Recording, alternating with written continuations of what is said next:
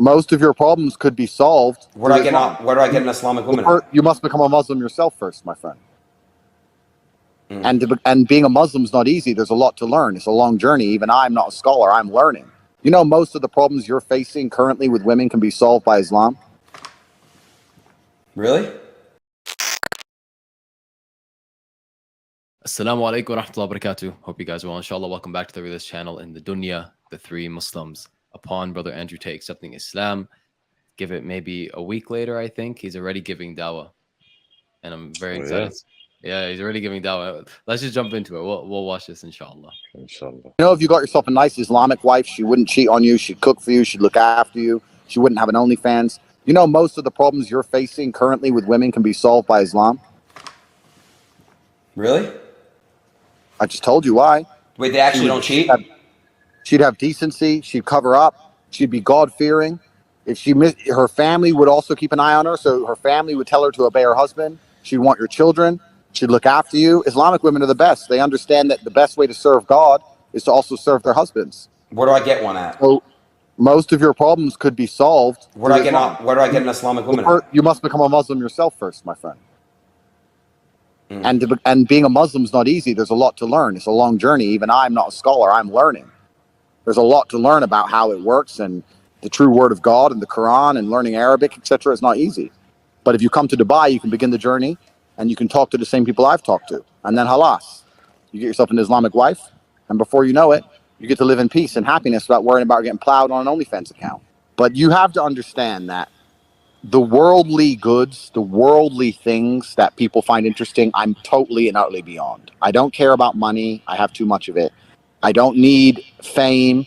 I have enough of that. I don't want hoes. I don't want sex with random women. I don't want clubs. I don't want restaurants. All of that is boring to me. The only thing that I find interesting is genuinely trying to save humanity by combating the matrix and opening up minds to be freed and worshiping God and God blessing me and favoring me and trying to become the best version of myself. All that shit is not interesting to me. So everything in Miami is just, it's repulsive. There's nothing in Miami for me. Does that make sense? If you went to Miami and you didn't want sluts, didn't want drugs, and didn't want to go to restaurants and clubs, why are you in Miami? There's nothing there. It's just degenerate godlessness. I don't like it. I hope you understand me. I'll do my best for you, but I don't like it. I'm here in Dubai. It's beautiful. The mosque is close by. I've got very important work to do. I'm going to go to a center of disabled children and donate $100,000 tomorrow. I'm going to look after them. I have things to do which are good for me and good for the world. I don't see what I can do in Miami. What I can go to the club and be famous and stand with rappers and some girl who everyone's. I could do that. I could put my in number 82. Yeehaw! I win. Look what I did. I'm such a cool guy. Look, I banged this girl just because she has fake. It's vapious. It's empty. I don't want to do any of these things, Adin. I don't want to go. You have to understand. I don't need to do any of the shit. Can I ask you a question? What is the meaning of life then, bro? Like, what are we here for? Once you realize that hedonism is a black hole and that you can pour endless attempts at filling it, you can endless girls. There's always a new one to. You can make endless money. There's always new money to make. Hedonism is a black hole, and if you're going to live that way, you're never going to feel satisfied. You have to genuinely decipher. Be perspicacious enough to look around you and work out what you think the world needs, and then try your very best to fulfill God's will to make the world a better place. You know what makes me happy? What? I'll tell you.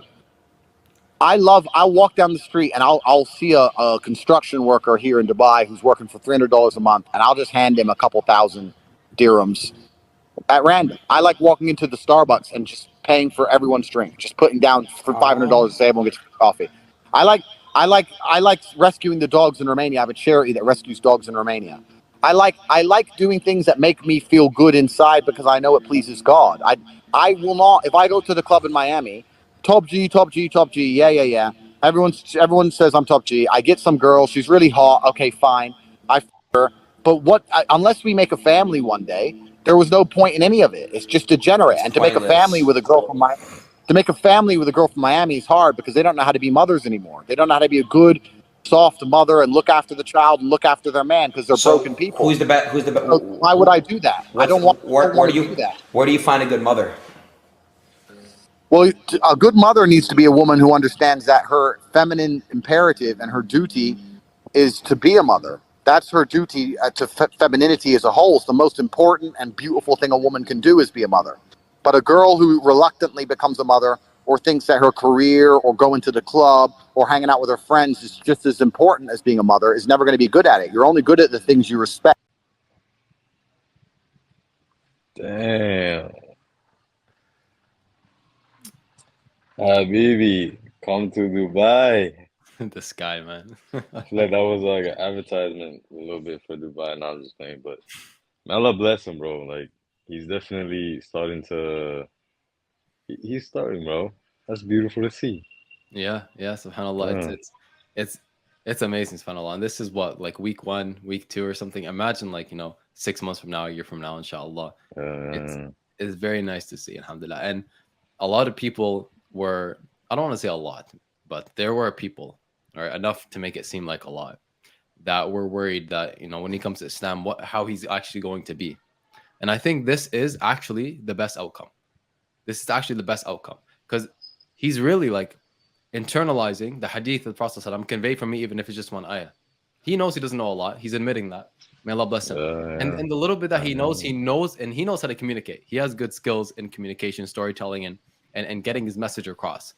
He's utilizing the little bit he just learned about Islam in the week he's been a Muslim and his skills that he's built his whole life. And he's conveying the message of Islam very beautifully as well. And this guy, he's very smart.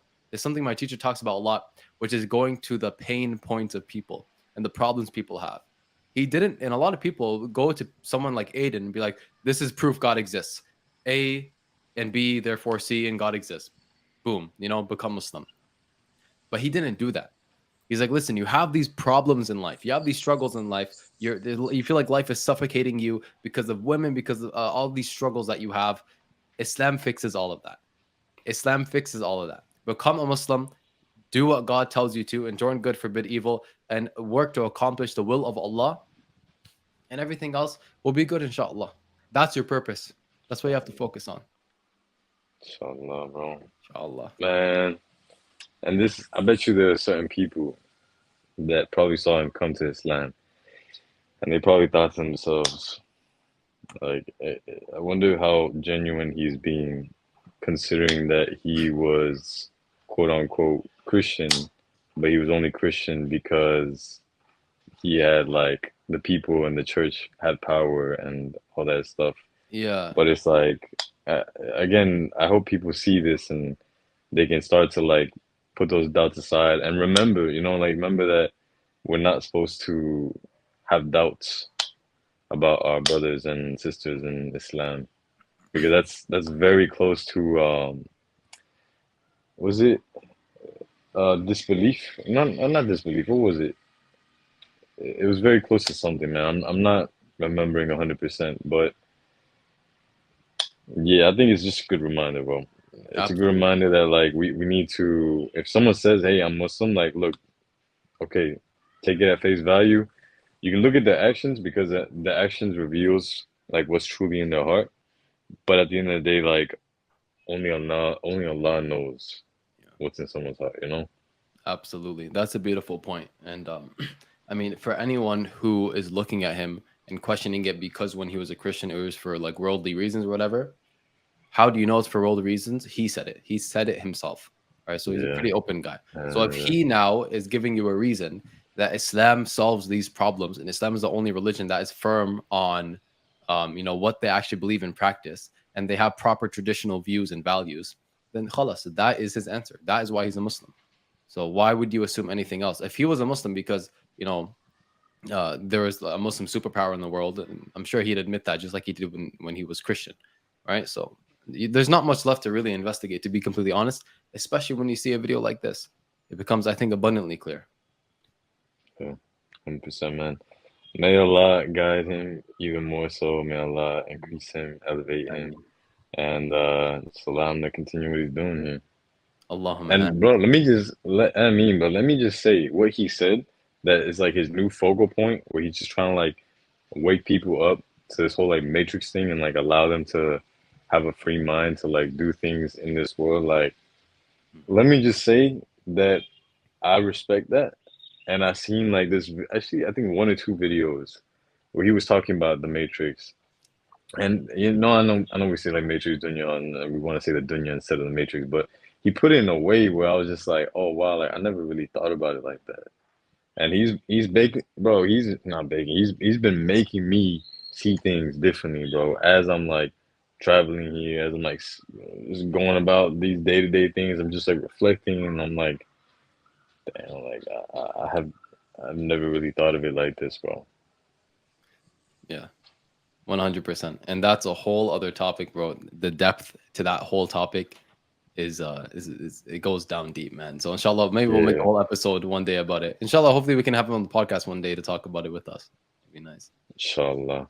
And with that Inshallah. being said, اللهم آتنا في الدنيا حسنة وفي الآخرة حسنة وقنا عذاب النار.